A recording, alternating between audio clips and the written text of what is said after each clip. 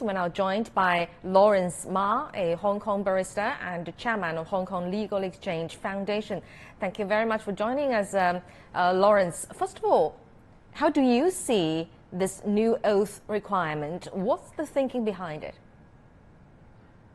Well, District Council is a local authority that mainly deals with community welfare inside a district.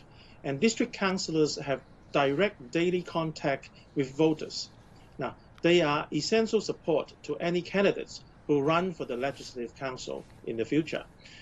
Before, the Legislative Council had been apolitical, but since Hong Kong politics has become more polarized, the District Council has now become a political battleground.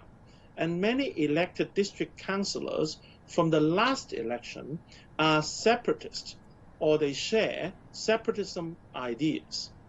And there is so far no legal requirement for district councillors to swear allegiance to the Hong Kong Special Administrative Region.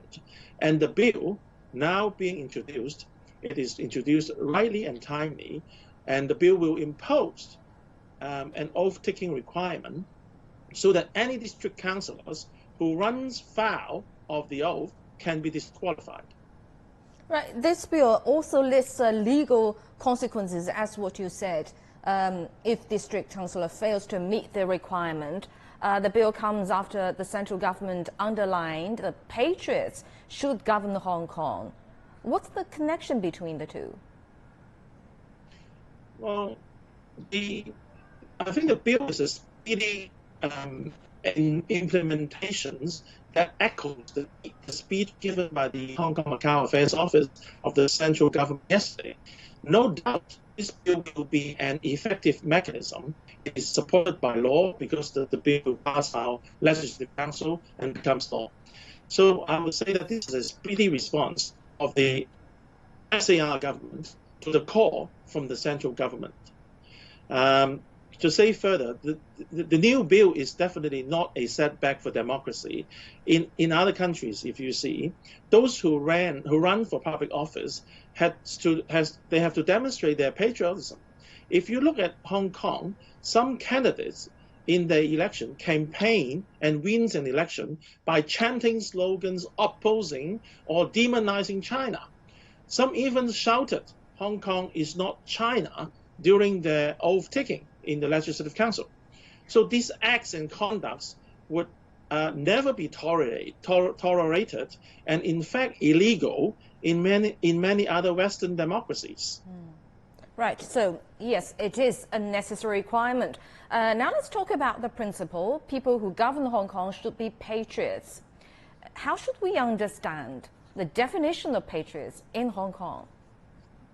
Yes. Now, the original understanding of patriots can be found from the speech given by China's paramount leader, Mr. Deng Xiaoping, back in 1984, when he talked about what one country, two systems was really about. He said that the one country, two system did not mean Beijing would be sending people to Hong Kong to run Hong Kong, and Hong Kong should be run by patriotic Hong Kongers. Now, he stressed that patriots are people who love their motherland and Hong Kong. The Hong Kong and Macau office yesterday has elaborated upon it to say that a patriot should first sincerely safeguarding national sovereignty, security, and development interests. Second, respect the fundamental system of the country and the constitutional order of the city. And third, doing one's utmost to maintain Hong Kong and China's prosperity and stability. That is the comprehensive meaning of patriots and patriotism in this context. All right, thank you very much indeed. Lawrence Ma, Hong Kong barrister and chairman of Hong Kong Legal Exchange Foundation. Thank you very much for your insight.